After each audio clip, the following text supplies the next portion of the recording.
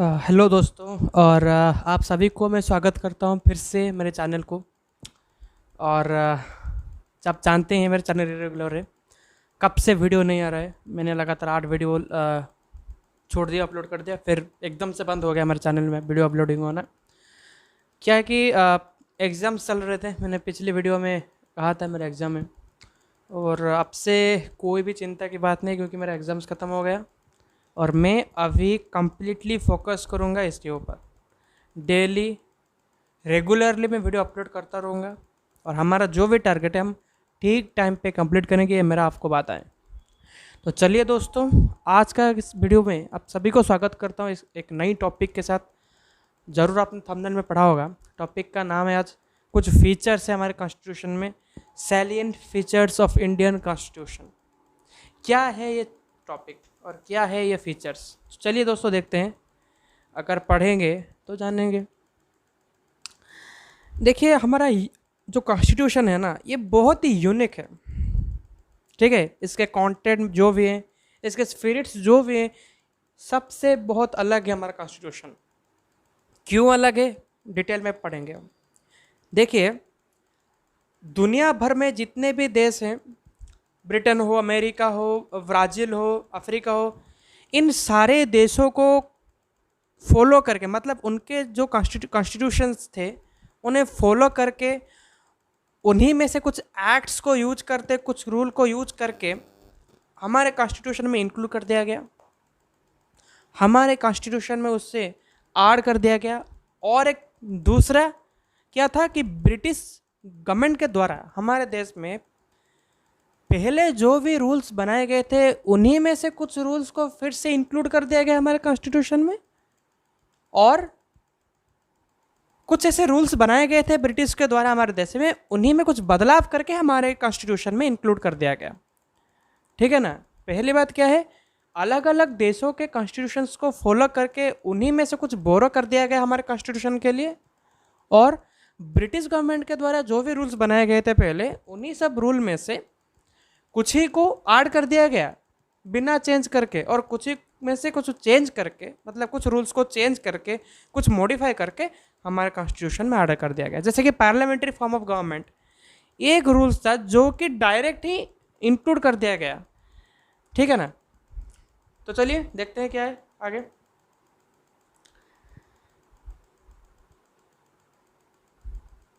पहली बात यह है कि लाइन बाय लाइन हम देखने वाले हैं, फिर भी कुछ जो भी हमारा ओरिजिनल कॉन्स्टिट्यूशन बनाया गया 1949 में, उन्हीं में कुछ चेंजेस लाए गए अमेंडमेंट्स के द्वारा, जैसे कि 7th 42nd constitution amendment act and 44, 73rd, 74th, 97, 101, ऐसे कई सारे अमेंडमेंट्स एक्ट्स को लाए गए, ठीक है ना। और उन्हीं अमेंडमेंट्स के जरिए कुछ चेंजेस लाए गए, कुछ बदलाव किया गया।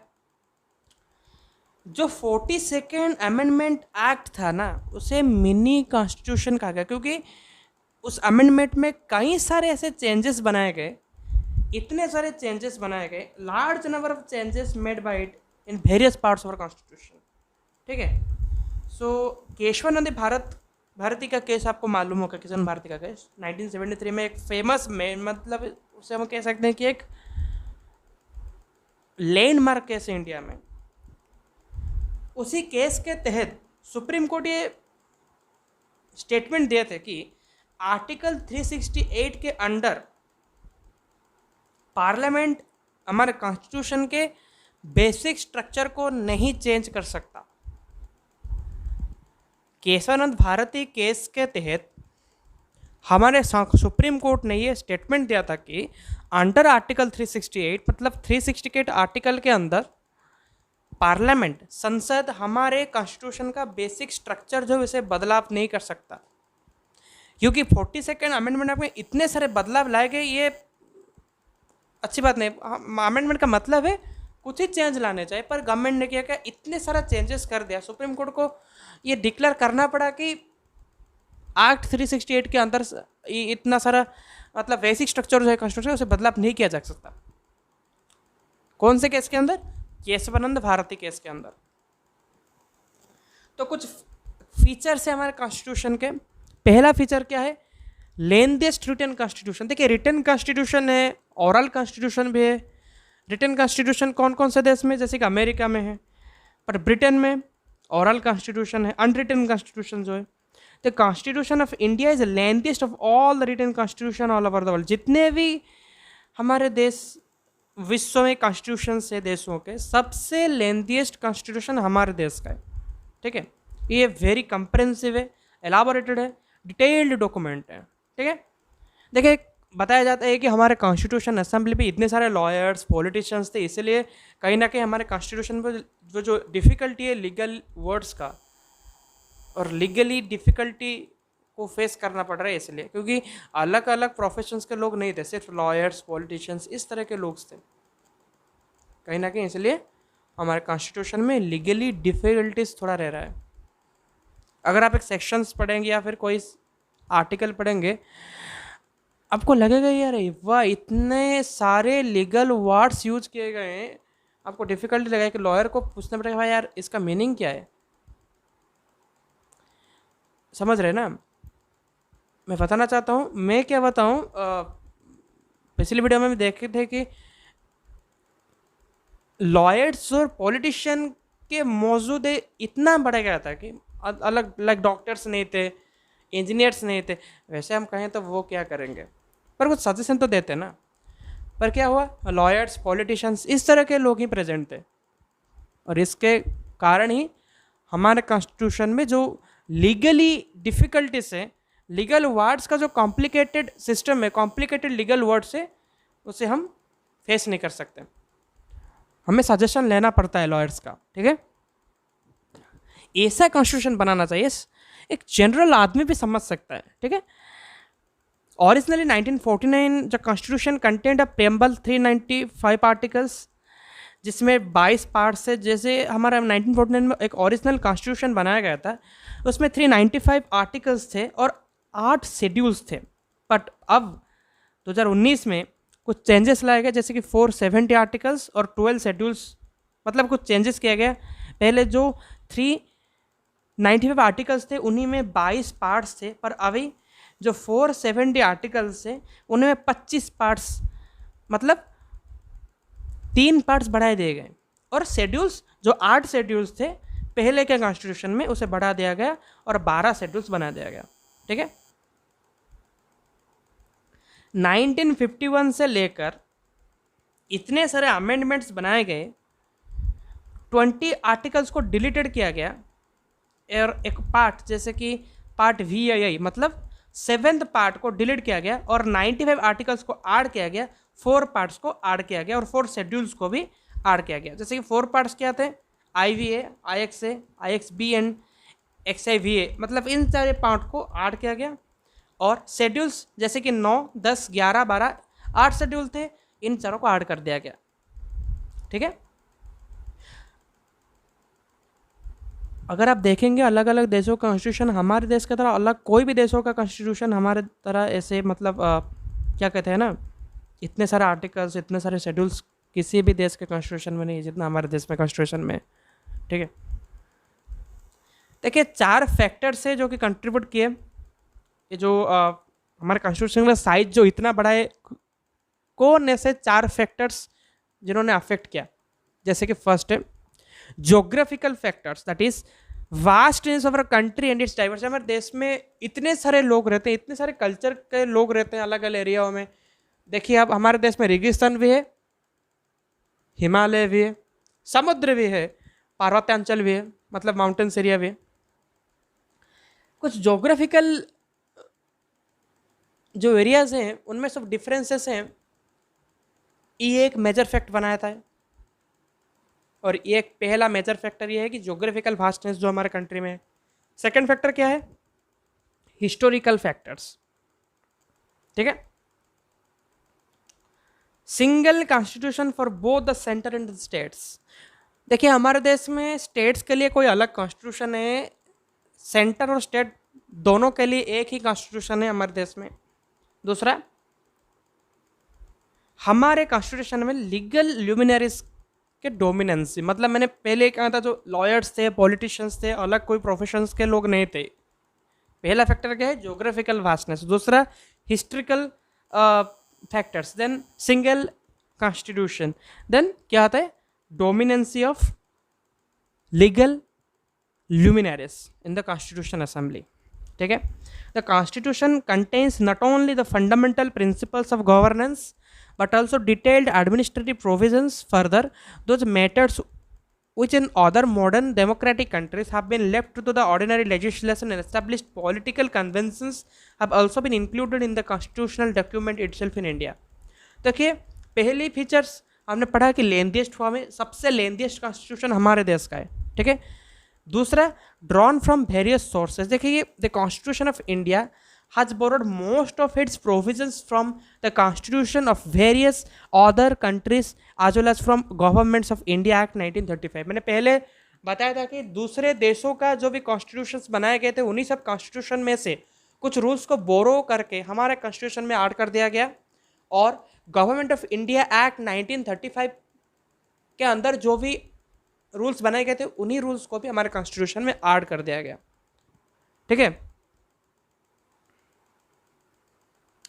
Doctor B R Ambedkar proudly acclaimed that the constitution of India has been framed after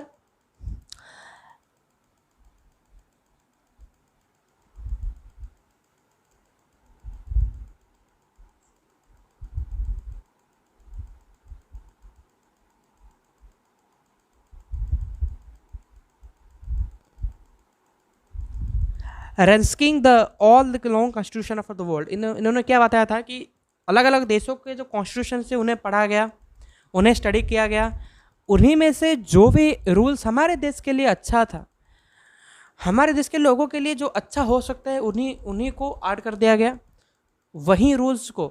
देखिए हमारे देश में आप देखे होंगे कि इतना भी स्ट्रिक्ट नहीं है, थोड़ा मतलब सॉफ्ट हार्ट वाला कॉन्स्टिट्यूशन है हमारा। इसलिए बताया गया डॉक्टर अम्बेडकर के द्वारा कि अलग अलग देशों को कॉन्स्टिट्यूशन को फॉलो किया गया, रीड किया गया, और उन्हीं में से जो भी हमारे देश के लोगों के लिए अच्छा था उन्हीं को ही हमारे कॉन्स्टिट्यूशन में ऐड किया गया, ठीक है। आगे चलिए देखते हैं क्या है। The structural part of the constitution is to a large extent derived from the Government of India Act 1935। The philosophical part of the constitution like fundamental rights and the directive principle of state policy derive their inspirations from the American and Irish constitutions respectively। देखिए पहली बात, हमारे constitutions में measures जो rules वगैरह थे वो government of India Act 1935 में से लाया गया, और जो कि हमारा फंडामेंटल राइट्स है वो अमेरिकन कॉन्स्टिट्यूशन से, और the directive principle of state policy वो इरिश कॉन्स्टिट्यूशन से फॉलो करके लाया गया, ठीक है। जो भी पॉलिटिकल पार्ट थे हमारे कॉन्स्टिट्यूशन, जैसे कि principle of cabinet government and the relations between executive and the legislature, ये सब ब्रिटिश कॉन्स्टिट्यूशन से ही फॉलो किया गया। जैसे मैंने बताया था कि पार्लियामेंट्री फॉर्म जो है पूरा का पूरा सिस्टम ब्रिटिश सरकार से ही फॉलो किया गया, तो यही बात यहाँ पर बताया गया है। देखिए जैसे कि अदर जो भी प्रोविजंस थे, USSR, France, South Africa, Japan, Germany, Australia, Canada, इन सब देशों के कॉन्स्टिट्यूशन को रीड किया गया, उन्हीं में से जो भी अच्छा था, जो भी अच्छा लगा, उन्हीं सबको हमारे देश के लिए, उन्हीं सब रूल्स को हमारे कॉन्स्टिट्यूशन में इंक्लूड किया गया, ठीक है। और कुछ रूल्स को मॉडिफाई करके भी इंक्लूड किया गया, ठीक है ना। चलिए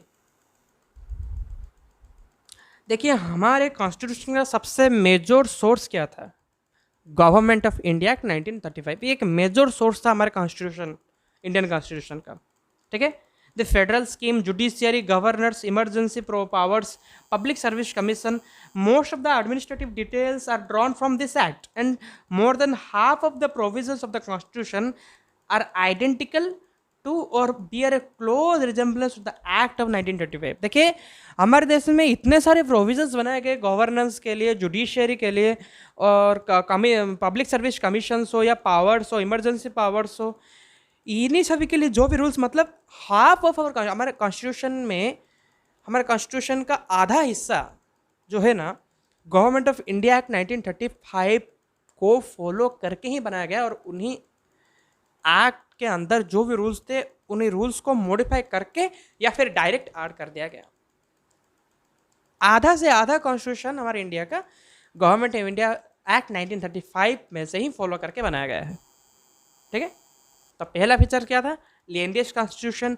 दूसरा फीचर क्या है कि अलग अलग देशों से बोरो किया गया था इसे, ठीक है। तीसरा आता है blend of rigidity and flexibility. देखिए, constitutions are also classified into rigid and flexible. एक rigid constitution is one that requires a special procedure for its amendment. For example, the American Constitution.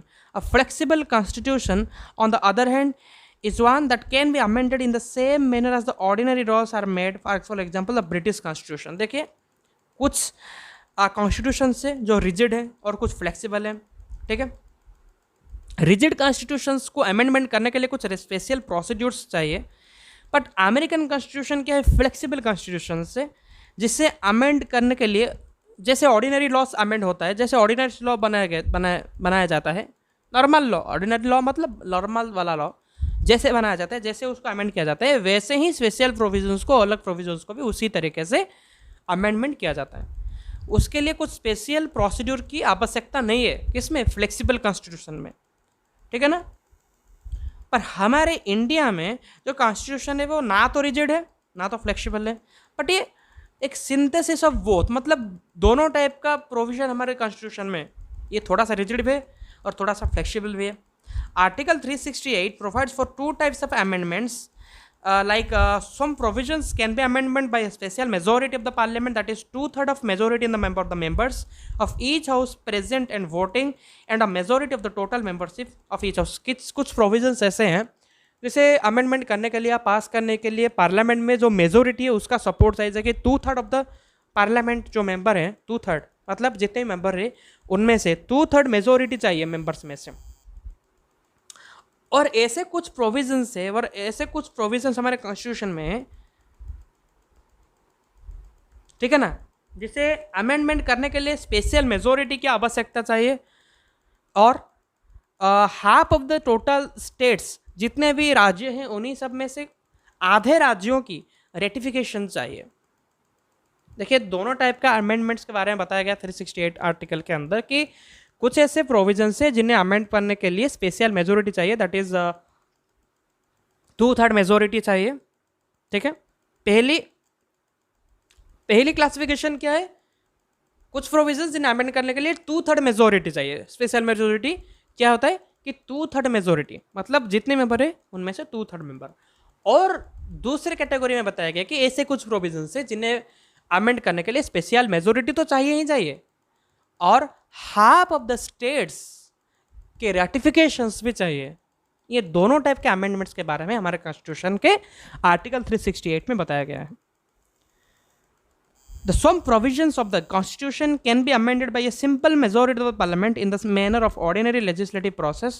Notably, these amendments do not come under, जैसे देखिए कि हमारे 368 article के अंदर बताया गया कुछ स्पेशल एक्ट्स, स्पेशल रूल्स जिन्हें बनाने के लिए, जिसे अमेंड करने के लिए स्पेशल मेजोरिटी चाहिए।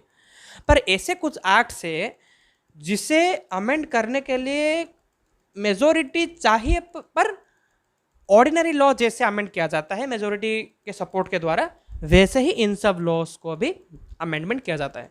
उन्हीं के लिए कुछ स्पेशल प्रोविजन और स्पेशल रूल नहीं चाहिए, जैसे कि 2/3 मेंबर का सपोर्ट होना चाहिए कि, और हाफ ऑफ द स्टेट्स का सपोर्ट रेटिफिकेशन चाहिए, ऐसा नहीं। जैसे ऑर्डिनरी लॉ पास होता है, ज़्यादा मेंबर सपोर्ट करते हैं, उसी तरीके से पास किया जाता है।